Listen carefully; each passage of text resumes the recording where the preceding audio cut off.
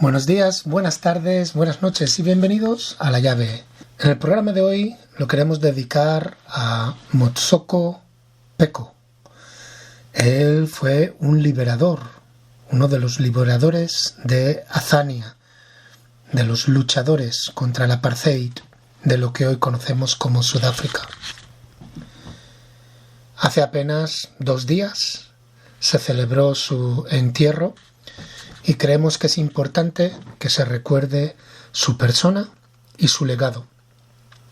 Era una persona que su foco era la restitución de la tierra. Y hablaba mucho sobre el poder que tiene la tierra.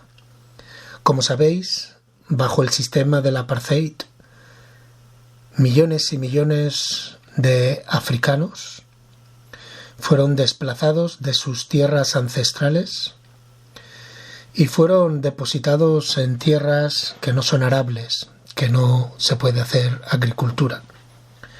La mayoría de las tierras arables siguen en manos de los blancos invasores y colonizadores de Sudáfrica, aún a día de hoy, 8 de mayo del 2024. Por lo tanto, el programa de hoy, la primera parte, vamos a hablar sobre la persona que era Motsoko Peko, y la segunda parte vamos a hablar sobre el hecho de que el punto focal de cualquier revolución es el acceso a la tierra, a todo lo que crece en ella, a todo lo que sale de ella. Y cuando hablamos de la tierra también nos tenemos que acordar del mar, de los ríos y de las montañas, de las minas de oro, las minas de diamante, los fosos de petróleo, de gas natural y demás.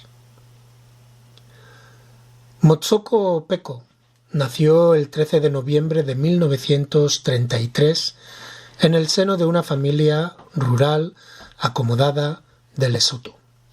A finales de la década del 1930, después de la repentina muerte de sus padres, Peko y su hermano llegaron a Sudáfrica para vivir con su tía. En el 1960, Peko se convirtió en miembro del Congreso Panafricanista de Azania. Debido a sus actividades contra el apartheid, Peko fue encarcelado en Sudáfrica. Tras su liberación, abandonó el país y se tuvo que exiliar durante más de 30 años. Más tarde fue encarcelado en Mozambique y en Rodesia del Sur, lo que se conoce hoy en día como Zimbabue. Peko sirvió al partido del Congreso Panafricanista de Azania en diferentes capacidades, como organizador, presidente de la sede, representante del país y miembro del Parlamento.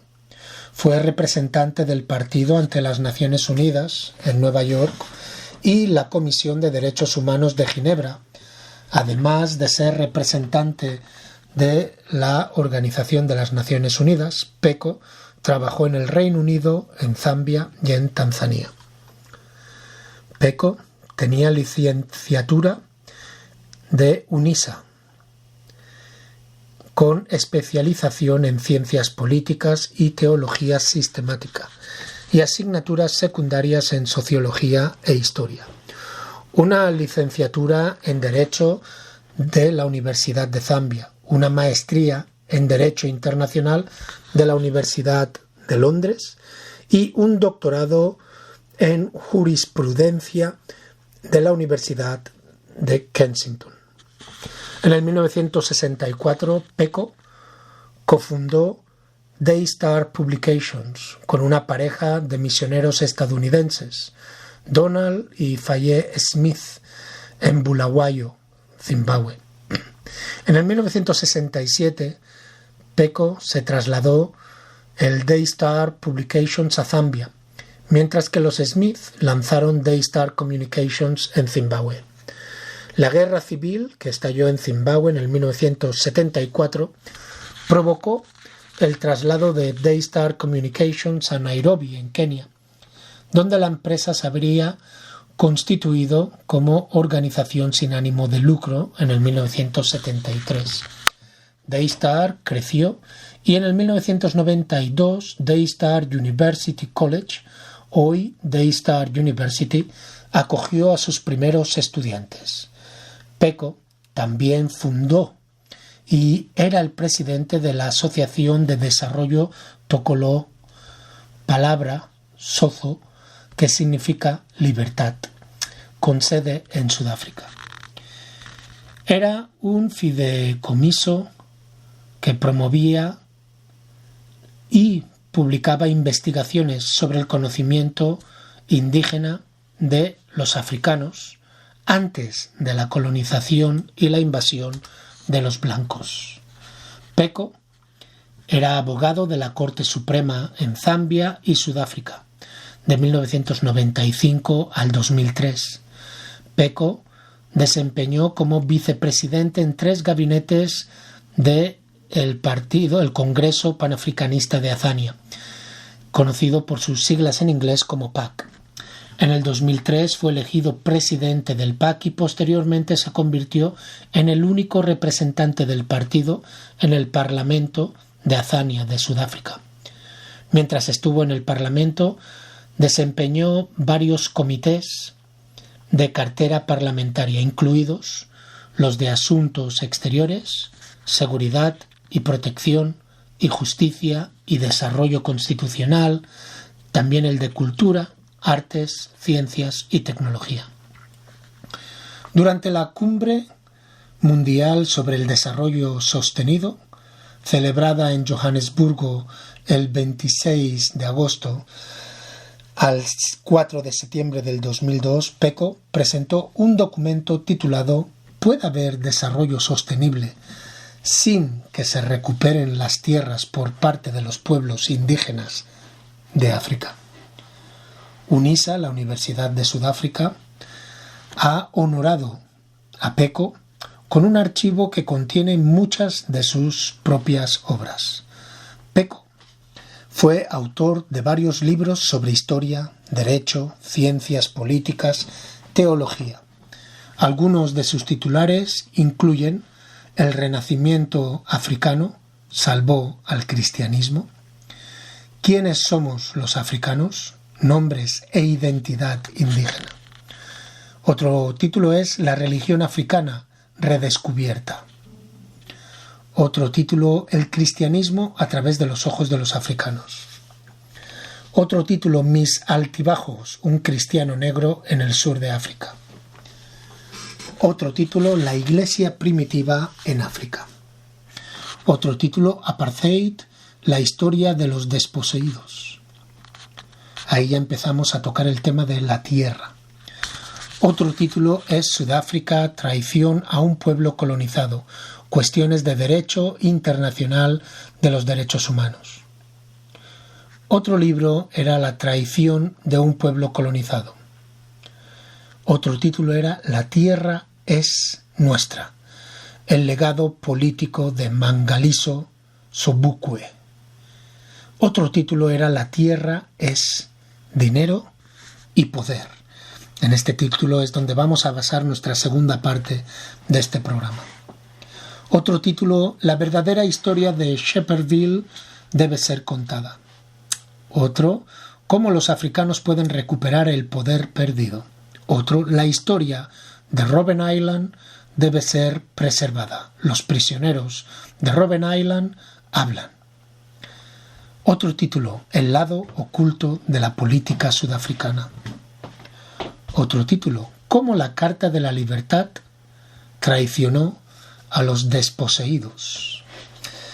Es muy importante que recordemos a la gente que dejó su piel, y esto yo creo que es importante que no hablemos de intelectuales, ¿no? Porque para mí intelectuales es una persona que desasocia su mente de su acción, ¿no?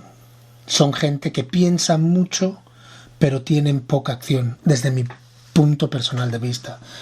Por lo tanto, no me gustan los intelectuales. Me gusta la gente que piensa, actúa, reflexiona, cambia lo que tiene que cambiar y vuelve a intentarlo otra vez. Y este señor era uno de estos.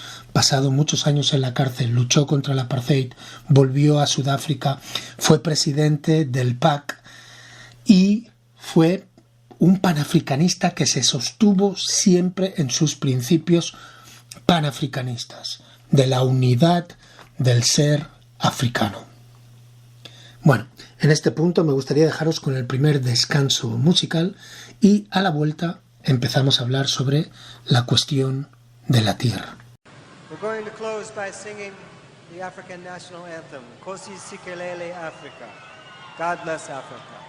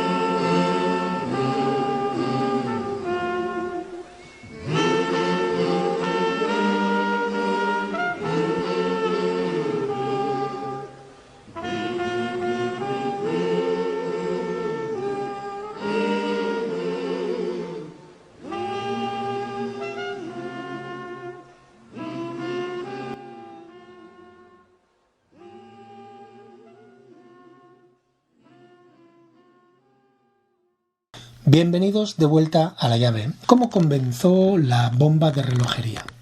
Desde los tiempos bíblicos, las guerras se han librado y se siguen librando por la tierra y el territorio. Esto se debe precisamente a que la tierra es uno de los recursos más importantes para el sustento de la vida. La seguridad humana y la prosperidad dependen de la tierra. En Sudáfrica, en Azania, la cuestión de la tierra, dada su tortuosa historia, es una cuestión particularmente emotiva, que si no se aborda con la urgencia y la sensibilidad que merece, podría conducir a una impulsión o implosión del país. En un esfuerzo por evitar los costos, la incomodidad y la incertidumbre de los conflictos violentos por la tierra, en este podcast proponemos estrategias para prevenirnos y lograr la seguridad alimentaria, la base de la civilización y la primera línea de defensa para la seguridad humana y continental y estatal. Cicerón, un historiador y filósofo romano, escribió una vez: permanecer ignorante de las cosas antes de nacer, o sea, las cosas que pasaron antes de que naciéramos, es seguir siendo un niño. El doctor Anthony Mosiwake Lembede, el primer presidente de la Liga Juvenil del ANC, aquel partido de Madiba, de Nelson Mandela, del 1912, bajo la cual personas como Nelson Mandela, Walter Sisulu sirvieron, también aconsejó una vez: quien quiera crear un futuro no debe olvidar el pasado. De hecho, las personas que ignoran los hechos históricos son como un médico que se ocupa constantemente de los síntomas de la enfermedad, en lugar de curar la enfermedad en sí. La cuestión de la tierra, no resuelta en Sudáfrica y en África en general, es una bomba de relojería. Y el problema es tan grande en el país y en el continente que ahora no hay suficiente tierra para que los propios africanos entierren a sus muertos. El gobierno del ANC está persuadiendo a las comunidades para que acepten la cremación o para ser enterradas encima de otras personas. Esto en un país donde, por cultura, los africanos enterramos a nuestros muertos en la tierra. El problema de la tierra en Sudáfrica y en muchos otros países de África, un país que no solo es rico, sino que es 4 veces más grande que Gran Bretaña e Irlanda del Norte juntas, comenzó con el Acta de Berlín del 26 de febrero del 1885, en nombre de lo que los colonialistas dijeron que era la propagación de la civilización. Esta pseudocivilización le siguió una ley colonial británica llamada Ley de la Unión de Sudáfrica, del 1909. Su objetivo principal era unir las 4 colonias británicas, el Cabo, Natal, Transvaal y el Estado Libre de Orange, para luchar contra el peligro nativo. Eso era la resistencia nuestra de los africanos y las africanas contra el colonialismo y la invasión europea. La ley legalizó inmediatamente la discriminación racial contra las personas africanas. A los 4 años de la ley de la Unión Sudafricana, el Parlamento colonial, con la aprobación del gobierno británico, aprobó la ley colonial racista que asignó a más de 5 millones de africanos el 7% de su propio país y dio el 93% de la tierra africana a 349.837 personas blancas, colonas, invasoras, europeas, por supuesto. Esto se hizo a través de la ley de las tierras de indígenas. La escritora Sol Plaatje, quien también fue la primera secretaria del Congreso Nacional Nativo Sudafricano, SANNC por sus siglas en inglés, explicó por qué se hizo esta ley. A principios de la última década del siglo XIX, cundió el pánico entre los granjeros blancos porque se descubrió que algunos africanos habían recogido 3.000 sacos de trigo y otros 1.600 en un barrio donde sus vecinos blancos solo cosechaban entre 300 y 400 bolsas. ¿De dónde sacaremos sirvientes?, se preguntaron.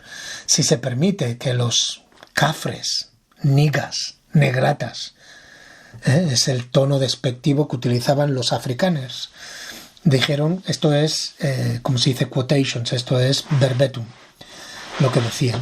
Si se permite que los cafres se vuelvan hábiles, que mejoren el ganado de sus amos, y blancos, por supuesto, y cultiven para el terrateniente blanco, no para ellos mismos, podremos pararles.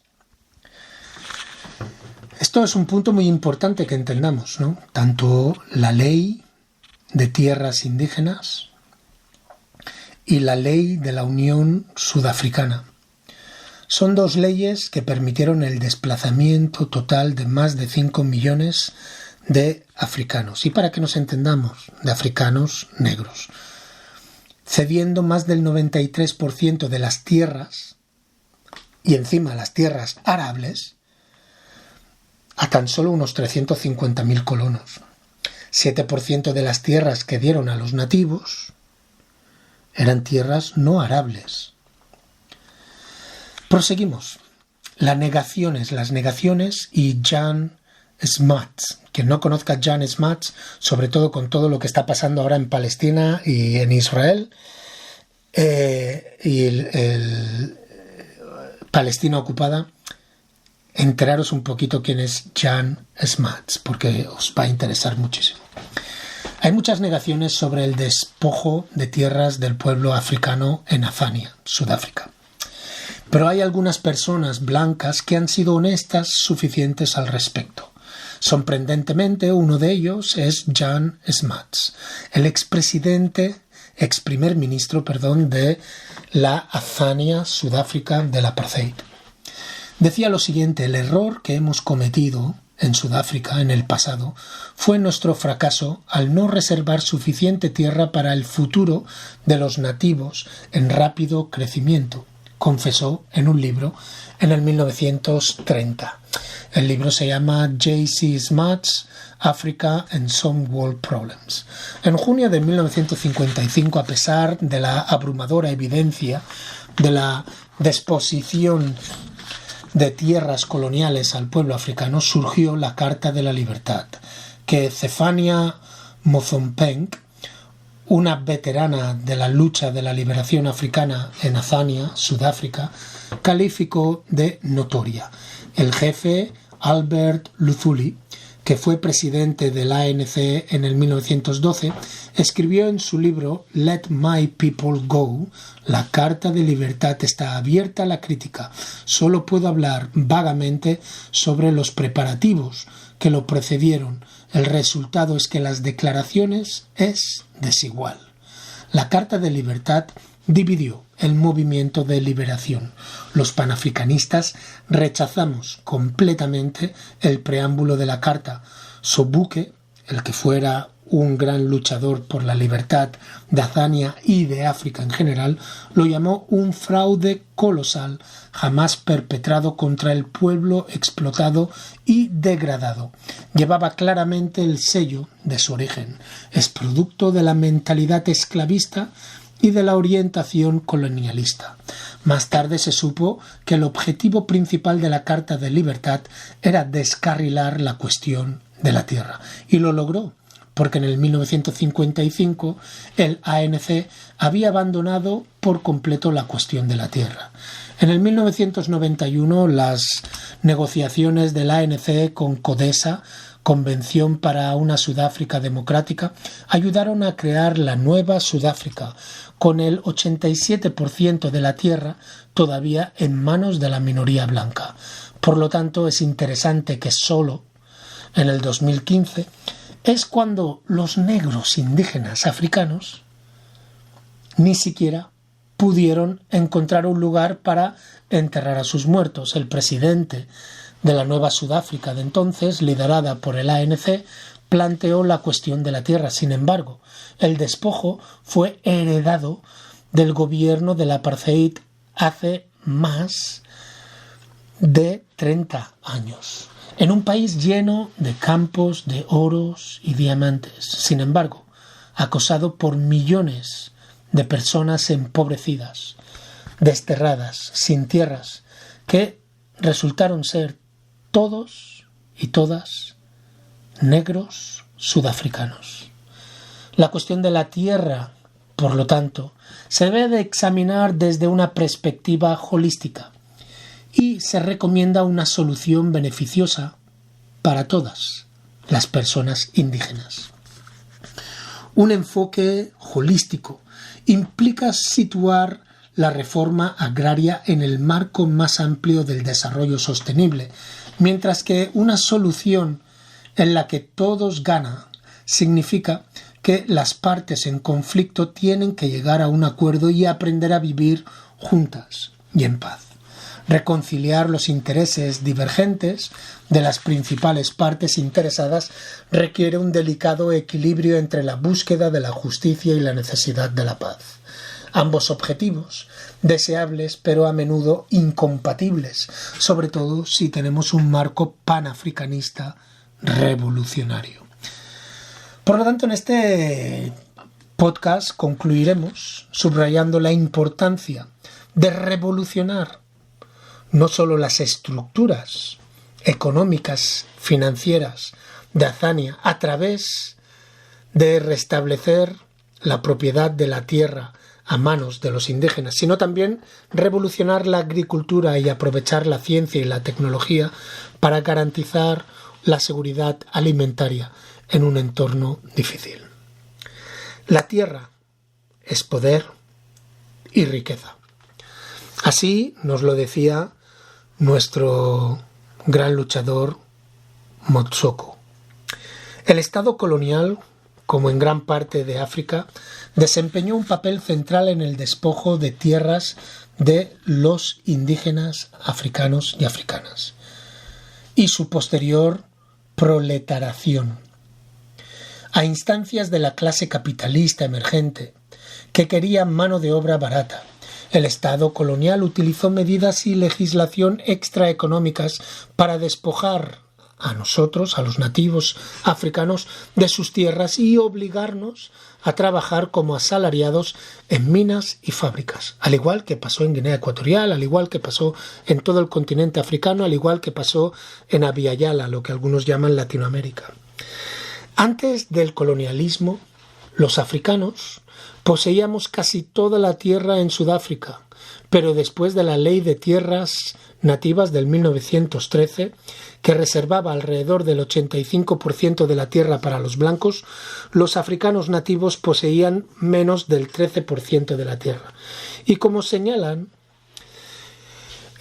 Du Plessis, en el momento del advenimiento de la Nueva Sudáfrica, se habían emitido alrededor de 17.000 medidas legales para segregar y controlar la división de la tierra con 14 sistemas diferentes de control de la tierra.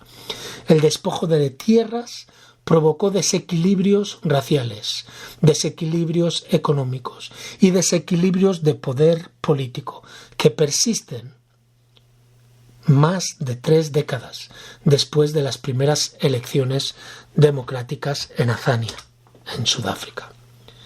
No es sorprendente, por lo tanto, que muchas personas estén enfadadas, estén cabreadas, que quieran recuperar la tierra que les pertenece, sus tierras ancestrales, perdidas, y la quieren recuperar a cualquier costo. Si bien este sentimiento es comprensible, debemos de entender cuáles son los costos de los conflictos por la tierra. ¿Qué costos podríamos tener los africanos si queremos superar con creces los beneficios? Los esfuerzos por reparar las injusticias históricas del pasado debemos de tratar de lograr un resultado beneficioso, de negociar. Y creo que el caso de Palestina es muy claro. ¿Qué pasa con la tierra? Cuando hay un conflicto por la tierra, no es un conflicto religioso lo que veis en Sudáfrica. No es un conflicto religioso o racial lo que veis en Israel, en Palestina y en Palestina ocupada. Son conflictos económicos, son conflictos de poder y de poder político. En cualquier situación de conflicto hay 3 escenarios posibles. La primera de todo es la huida, ¿no? Que los que son menos, pero que tienen más fuerza y están financiados para poder llevar una guerra a gran escala y acabar con todos los nativos africanos, se vayan, huyan. El siguiente es la lucha. Luchar los africanos en rebeldía, y por rebeldía me refiero a cimarronaje, pelear, luchar, lucha armada, intentar aniquilar a todos los invasores que no se quieran ir y recuperar así las tierras. Matar a los granjeros y a sus familias que no quieran irse de Sudáfrica y que quieran quedarse con esas tierras que fueron cogidas, no arrebatadas de su pueblo, de su gente. Ese es el segundo opción. La tercera opción es un compromiso. Un compromiso que sería un reparto justo de las tierras, reconocer que hay una historia detrás de esto, reconocer que no se puede cambiar todo a no ser que queramos aniquilar a todo el mundo, a todo el mundo que son invasores o descendientes de invasores que llevan 200 años en el país. Esa es la tercera, un compromiso. Tanto en el primero como en el segundo escenario, una de las partes en el conflicto gana y la otra pierde. No hay más. La primera, los blancos huyen, los negros ganan. Y voy a utilizar este término para que nos entendamos. La segunda, la lucha. Luchamos, matamos a tantos como podemos y matan más de los que pueden y los que quieren. Y lo vemos en Palestina como está pasando. Occidente es Occidente. Los derechos humanos les da absolutamente igual a esta gente con tal de tener diamantes, dinero, petróleo y demás, control de las finanzas y control de un pueblo, hará lo que le haga falta. Entonces vamos a una lucha de cimarronaje, una lucha que podría llevarnos 30, 35 años, 40 años en las trincheras, ¿no? Y acabaríamos simplemente siendo arrebatados porque la Unión Africana no tiene poder, porque el panafricanismo no tiene poder económico ni político. No tenemos nadie que nos respaldaría. Y lo vemos con las luchas que están pasando en Mali, en Guinea, en Burkina Faso y en Níger. Entonces, el primer escenario y el segundo escenario, una parte del conflicto gana y la otra pierde. Por lo que es un resultado ganar-perder o perder-ganar o, peor aún, perder-perder. Podemos perder todos. Solo la última opción, la de llegar a un acuerdo, dar y recibir, puede conducir a un resultado en el que todos ganan. La primera y la segunda opción de huir o luchar son problemáticas en muchos sentidos. Huir es frustrante en muchos aspectos. En el contexto de la cuestión de la tierra de Azania, de Sudáfrica, la huida significaría la huida de los agricultores blancos, por ejemplo, a países como Australia, Nueva Zelanda y el Reino Unido, entre otros. Lo interesante sería ver cómo los nativos de Australia y del Reino Unido, o los indígenas, llevan a cabo una revolución para acabar con esos también, ¿no? Porque ellos tienen el mismo dilema y entonces, como ya tienes un boceto, ya sabes lo que tienes que hacer.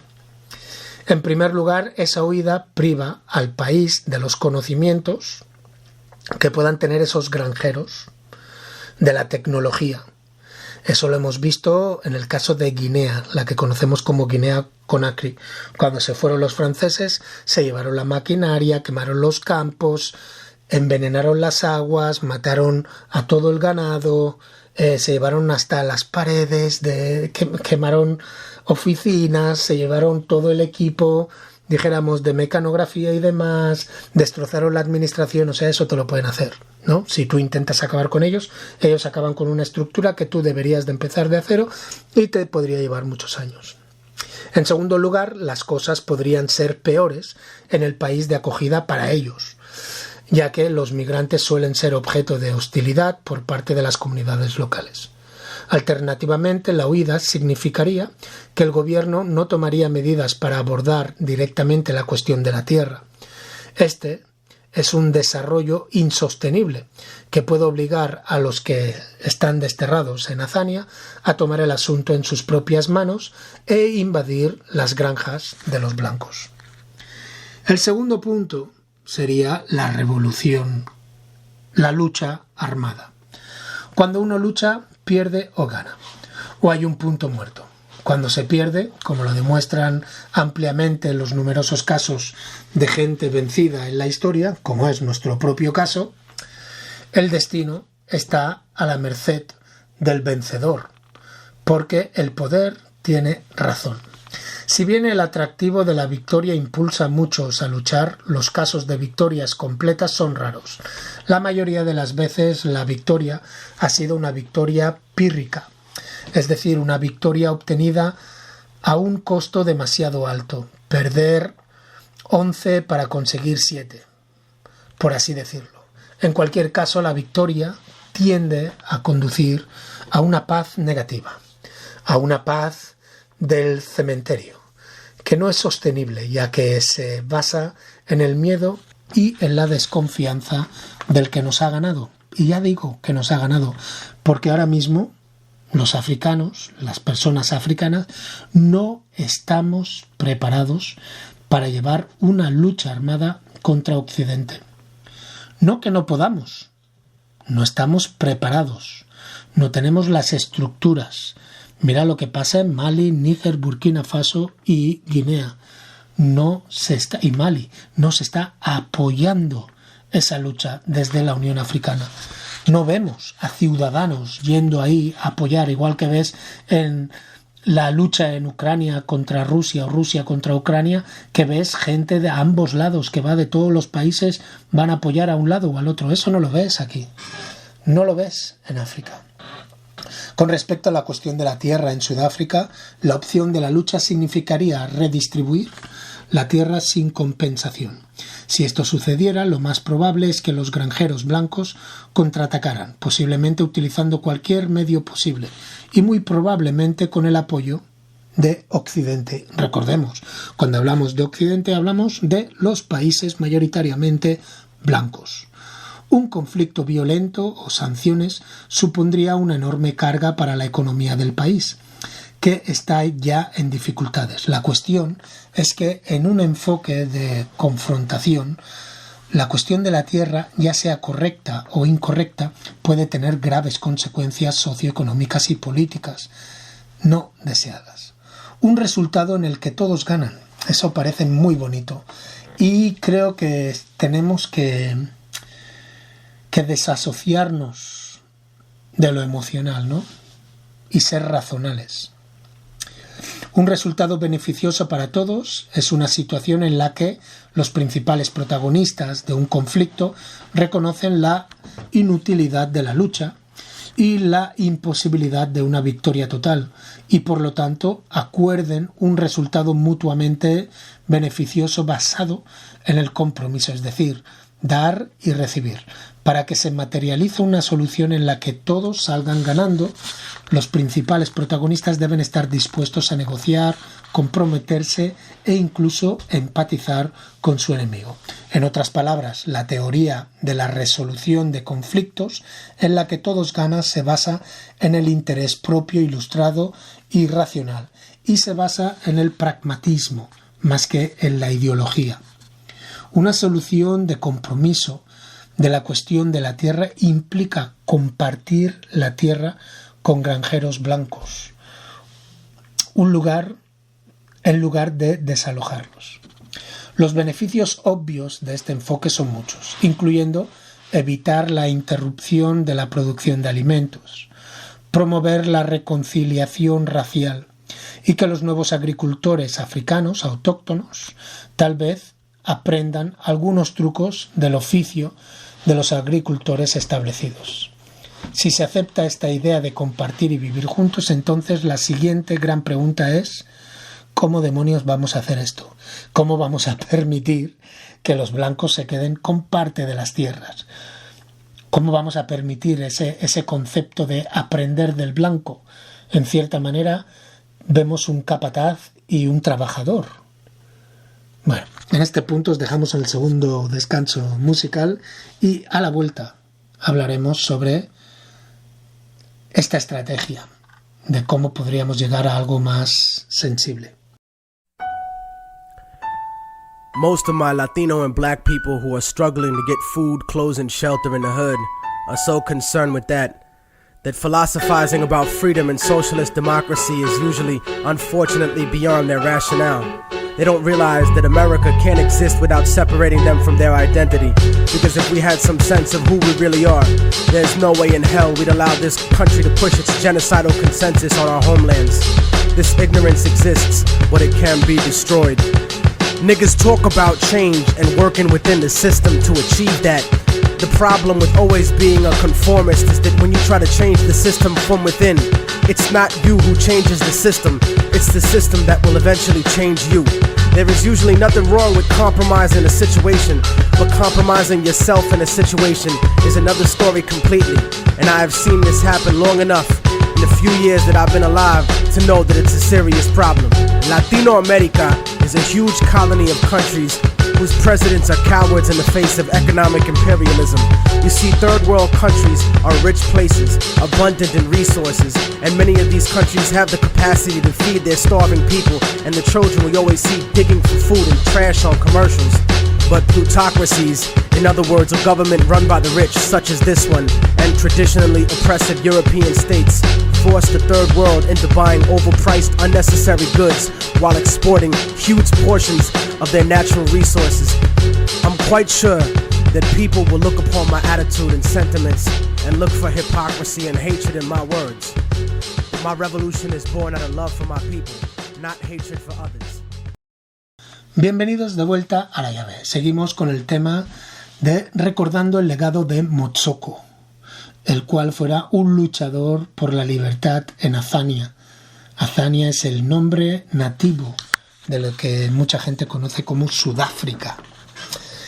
Como sabéis, este señor que luchó contra el apartheid y pasó muchos años en la cárcel, un ilustre, un pensador y también un activista panafricanista.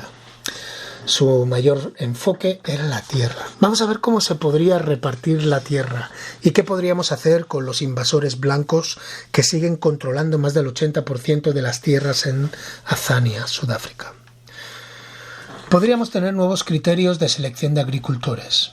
Con una densidad de población relativamente alta de 48 personas por kilómetro cuadrado y una tasa de crecimiento de la población de un 1.2% anual, simplemente no hay suficiente tierras de cultivo para todos los que la deseen.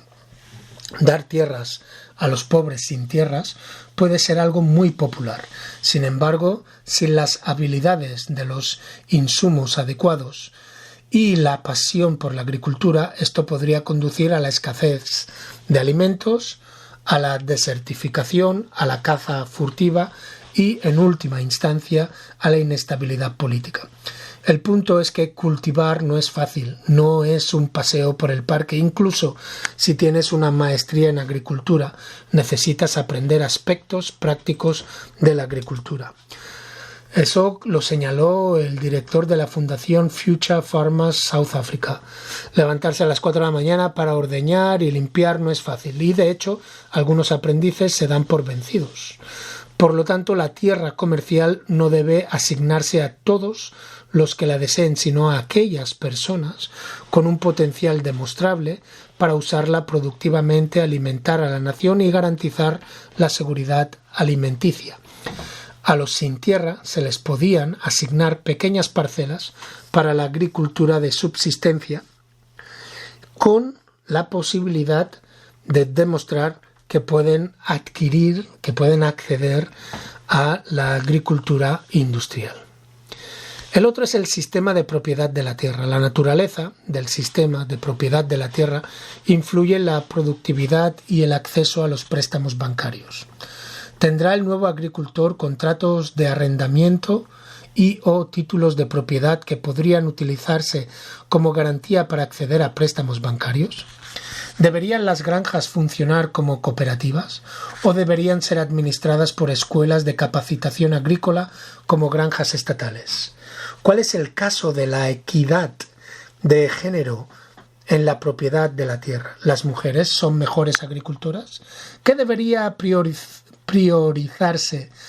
¿Los cultivos alimentarios, los cultivos comerciales o la cría de animales? Las respuestas satisfactorias a estas preguntas solo pueden desarrollarse en el marco más amplio de un programa de reforma agraria holístico con base científica que tenga por objeto lograr la seguridad alimenticia. Hacia un enfoque holístico en la reforma agraria debe tener en cuenta los múltiples desafíos a los que se enfrenta Sudáfrica y el continente y que tienen una relación directa con la reforma agraria. Entre otros, estos incluyen la explosión demográfica, la aversión de los jóvenes a la agricultura, el cambio climático y, más recientemente, la pandemia del COVID-19 y otras pandemias que pudieran venir. Vamos a ver entonces el tema de la explosión demográfica, la teoría de Malthus sobre el crecimiento exponencial de la población y el suministro aritmético de alimentos fue severamente criticada por muchos. En África, a pesar de las críticas, la evidencia del argumento central de Malthus es evidente. No solo la población está creciendo más rápido que la capacidad de producción de alimentos, sino que las áreas urbanas también se están congestionando y contaminando cada vez más. El rápido crecimiento de la población estira el presupuesto para el bienestar social, la educación y la atención médica y aumenta el desempleo, el crimen, la violencia y la demanda de tierras y las guerras por los recursos. También intensifica el conflicto entre el hombre, la mujer y la vida silvestre, la naturaleza, ya que los asentamientos humanos invaden cada vez más sus hábitos naturales, dejándolos sin ningún lugar a donde ir y amenazándolos con la extinción, lo que a su vez causa un tremendo desequilibrio ecológico. En pocas palabras, el rápido crecimiento de las poblaciones en África, en el contexto de la disminución de la producción de tierras sobreexplotadas y degradadas, es una receta para la explosión política. Para evitarlo, las políticas deben tener como objetivo gestionar y reducir el crecimiento de la población. Yo voto más por el gestionar el crecimiento de la población. Creo que es todo debido al sistema económico que tenemos capitalista, porque si hiciéramos las tierras simplemente para subsistir, en vez de comerciales, si las hacemos comerciales, que sea primero para abastecer a nivel nacional, para abastecer a nivel continental, y entonces el surplus es lo que se exporta, y no que tengamos miles y miles de hectáreas dedicadas para India, para China, para Italia o para otros países no africanos. Otro punto es la juventud y la agricultura. Los jóvenes, entre 18 y 34 años, constituyen casi un tercio de la población. Y como sugiere su rápida migración del campo a la ciudad, no están tan interesados ni interesadas en la agricultura como en la vida urbana. El caso de Laiza, una agricultora recién reasentada en Zimbabue, cuyos hijos se mudaron a la capital para ganarse la vida como vendedores ambulantes, demuestra ampliamente el hecho de que los jóvenes no ven ningún futuro para sí mismos en el sector de la agricultura, un sector considerado problemático. Si los jóvenes, los futuros líderes del mundo, no están interesados en la agricultura como en la vida en la ciudad, es necesario repensar nuestras prioridades y centrarnos en la industrialización y la construcción de ciudades inteligentes en lugar de celebrar la agricultura como la columna vertebral de una economía. El cambio climático también tiene su impacto. El cambio climático y el calentamiento global están contribuyendo a la degradación de la tierra, especialmente en África, inutilizando grandes cantidades de tierra, aumentando la migración rural a urbana e internacional, la inseguridad alimentaria, la delincuencia y los conflictos violentos. Los efectos del cambio climático se ven agravados por el actual sistema de producción de alimentos y nuestros hábitos alimenticios, que no son sostenibles y que están reduciendo la capacidad de la tierra para sustentar la vida a los seres humanos. Por ejemplo, la agricultura utiliza actualmente 1/3 de toda la agua dulce y contribuye aproximadamente 1/4 parte de todas las emisiones de gases de efecto invernadero. Y de todos los gases de efecto invernadero, 2 muy mortales provienen de la agricultura animal: el óxido nitroso y el metano, cuando las vacas eructan como parte de su digestión y rumían, producen este gas metano. Por eso algunos de nosotros somos veganos, pero no vamos a entrar en ese tema ahora.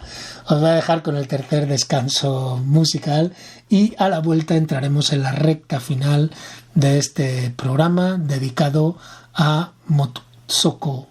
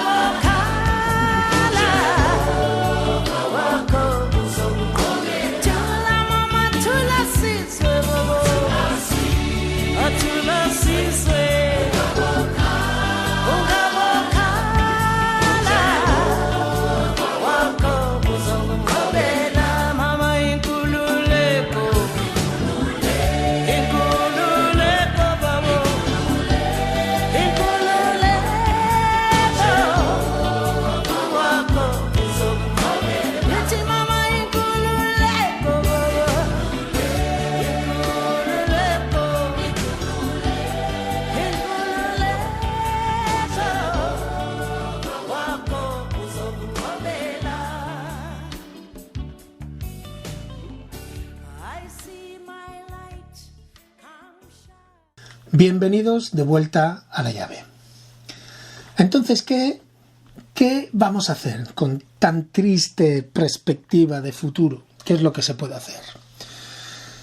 Debemos de revolucionar la agricultura para lograr la seguridad alimentaria, para producir suficientes alimentos para alimentar a todo el mundo mientras se salva el planeta. Se mantiene el clima fresco y se limita la propagación del COVID-19. Es necesario revolucionar la agricultura, especialmente los métodos de cultivo deben ajustarse a las duras realidades de los nuevos tiempos. La agricultura podría revolucionarse, entre otras cosas, con nuevas formas de cultivo, nuevos tipos de explotaciones, hibridación y alimentos modificados, genéticamente modificados, que deberíamos de evitar esto, y cambios de los hábitos alimentarios. Nuevas formas de cultivar. Las nuevas formas de agricultura podrían implicar la transición de la agricultura basada en productos químicos a la agricultura orgánica, sin necesidad de alimentos modificados genéticamente, del arado a la labranza cero y de la cría de carne a la cría de grillos, como en China. Estas nuevas formas de cultivo aumentarían la producción de alimentos y las fuentes de alimento, lo que a su vez reduciría la presión para la redistribución de la tierra. Nuevos tipos de granja. La seguridad alimentaria también podría mejorarse mediante la construcción de nuevas ciudades inteligentes, es decir, ciudades con nuevos tipos de granjas, como casas que tengan huertos en tejados, balcones y espacios interiores, y granjas de gran altura, estilo aparcamiento, que recogen agua de la planta superior para regar los cultivos en todas las demás plantas. Los alimentos se pueden producir en la puerta del consumidor o en el interior a través de la introducción de granjas verticales. Por ejemplo, las granjas verticales que se han introducido en las zonas urbanas de Suecia implican el cultivo en las paredes de las casas y los edificios. Según un reportaje de Al Jazeera, el noticiero de Al Jazeera, sin el riesgo de crecer en la naturaleza, las plantas no necesitan pesticidas, por lo que se pueden consumir crudas directamente de la pared. Saben mejor que la ensalada promedia típica del supermercado. La agricultura vertical podría poner los alimentos a pocos metros de las puertas de los consumidores y al alcance de los consumidores cuando más se necesitan, como durante las restricciones de confinamiento por pandemias.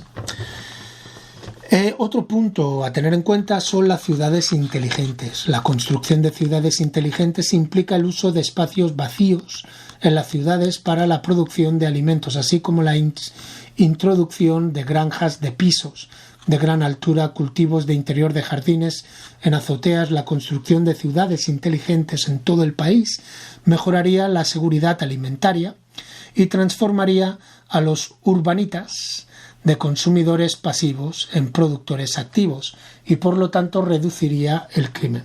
A medida que la gente se traslada de los campamentos de ocupantes ilegales y los barrios de chabolas a las nuevas ciudades inteligentes planificadas, la prestación de servicios sociales, la gestión de la población y el censo también deberían de mejorar. Además, el uso eficiente de la tierra ayudará a una mejor absorción del dióxido de carbono. Por lo tanto, se debe apoyar el movimiento mundial en la agricultura urbana, por ejemplo, a través de las ordenanzas de los consejos urbanos que lo permitan, administren y graben, así como mediante el aprovechamiento de los avances en ciencia y tecnología. Otro punto es la hibridación y alimentos modificados genéticamente. Los avances de la ciencia de la hibridación deberían de permitir la producción de cosechas de granos más grandes y resistentes a la sequía en un periodo más corto. Las cosechas más grandes y la maduración temprana mejorarían los efectos de un sistema injusto de propiedad de la tierra, ya que los pequeños agricultores podrían producir más y partir de pequeñas parcelas de tierra. La diversificación de las fuentes de alimentos, así como la introducción de cultivos resistentes a la sequía y a las inundaciones y de cultivos que maduran más rápido, son esenciales para la seguridad alimentaria. La investigación y la innovación no solo crearían empleos, sino que también reducirían la presión para una rápida reforma agraria y limitarían las tragedias de los bienes comunes, que se manifiestan en el uso excesivo, la deforestación y la degradación de las tierras y los recursos de propiedad comunal. En este punto, he de decir que desde la llave consideramos que tenemos que utilizar la tecnología, pero estamos concernados, tenemos preocupación con respecto al impacto que se tiene del tema de alimentos modificados genéticamente, del impacto que puede tener en la salud de las personas africanas. Otro punto sería cambiar los hábitos alimenticios. Los hábitos alimenticios deben cambiar y estar alineados con las demandas del cambio climático, el COVID-19 y las economías en crisis. Dado que la producción de carne en general y la producción de carne de vacuno en particular es más dañina para el medio ambiente que la hortaliza, podría ser necesario pasar a una dieta basada en carne a una dieta basada en plantas. Veganos, vegetarianos. Por ejemplo, Impossible Foods Company está liderando el camino de los productos de origen vegetal. Debemos evitar también el consumo derrochador, eso es, cuando se compra comida que no se consume y se acaba tirando a la basura, o cuando la gente come 4 veces al día comiendo carne las 4 veces, para desayunar bacon, para comer un bistec, para merendar bocadillo de jamón, para cenar pollo. Obviamente estoy hablando en casos más bien occidentales o de gente poderosa en África, porque sabemos que la gran mayoría, más de un 60% de la población africana, si come una vez al día, aunque en muchas de las comidas se incluyen carne estos días, y deberíamos de pasar a nuestras comidas tradicionales que están más basadas en los vegetales. Bueno, en conclusión, en resumen, el señor Motsoko Peko, un luchador, freedom fighter, como dicen los ingleses, luchador por la libertad de Azania, lo que se conoce como Sudáfrica. Alguien que entendía la prioridad de recuperar las tierras ancestrales de las manos de los blancos colonialistas. Aquellos blancos colonos que, a través de un engañabobos que hicieron con Madiba, al que conocéis como Nelson Mandela, dejaron a la población más empobrecida después del apartheid, a día de hoy, que estaban durante el apartheid. Repito, la mayoría de la población de Sudáfrica es más pobre y está más desposeída en el 2024 de lo que estaban en el 1994. Es importante que entendamos esto. El doctor Motsoko Peko luchó por la libertad. Y de hecho, decía No yet uhuru, aún no somos libres hasta que recuperemos las tierras. Y eso es algo que debemos de entender. En resumen, al examinar la cuestión del problema de la tierra y sus múltiples dimensiones en Sudáfrica, es importante adoptar un enfoque holístico que sitúe la cuestión de la tierra en el marco más amplio del desarrollo sostenible. Esto significa conciliar los diferentes intereses, crear sinergias entre las diversas políticas que están llevando a cabo los diferentes departamentos gubernamentales y aprovechar los avances de la ciencia y la tecnología, siempre teniendo cuidado del impacto que puede tener en la salud de los seres humanos. En pocas palabras, para producir suficientes alimentos para alimentar a todo el mundo mientras se salva el planeta y se mantiene el clima fresco, la tierra debe asignarse a agricultores competentes y agricultoras, y la agricultura debe de revolucionarse. Debemos de cambiar las estructuras capitalistas, imperialistas, que otorgan esas tierras arables a un bajo porcentaje de blancos colonos en todo el mundo. Debemos de dejar de permitir que nuestras tierras sean explotadas para otras naciones, como es el caso de China, India y demás. Y recordar que al principio del programa hemos dicho que cuando hablamos de tierra hablamos también del mar, montaña, río, nuestras aguas, nuestro gas, nuestro petróleo, nuestros diamantes, nuestro cobalto, nuestro sulfuro. No debemos de permitir que la explotación sea para otro. Y ahora llegamos aquí con la revolución industrial de la eléctrica, ¿no? De los coches eléctricos y todo lo demás. Y también el biofuel, ¿no? ¿Cómo es? El petróleo biodegradable que viene de las plantas. Todo eso son plantaciones agrícolas que nos quitan de nuestras agricultura tradicional, la cual es muy necesaria. Necesitamos tener un programa de reforma agraria eficaz y eficiente que debe de traer o debe de tratar de lograr un resultado beneficioso para todos en el contexto del desarrollo sostenible. Esto es necesario para evitar la interrupción de la agricultura y los riesgos asociados con un resultado de ganar, perder o perder, perder. Los costos del conflicto por la tierra o de la inacción son enormes y por lo tanto ambos deben de evitarse mediante una solución en la que todos salgamos ganando, enmarcada en un discurso holístico panafricano sobre el desarrollo. Como ya se ha dicho, nuestra mejor esperanza para lograr la seguridad alimentaria en un entorno difícil reside en la ciencia, la tecnología, la innovación y la unificación del continente africano bajo un solo gobierno panafricanista, científico, socialista. Otra África es posible.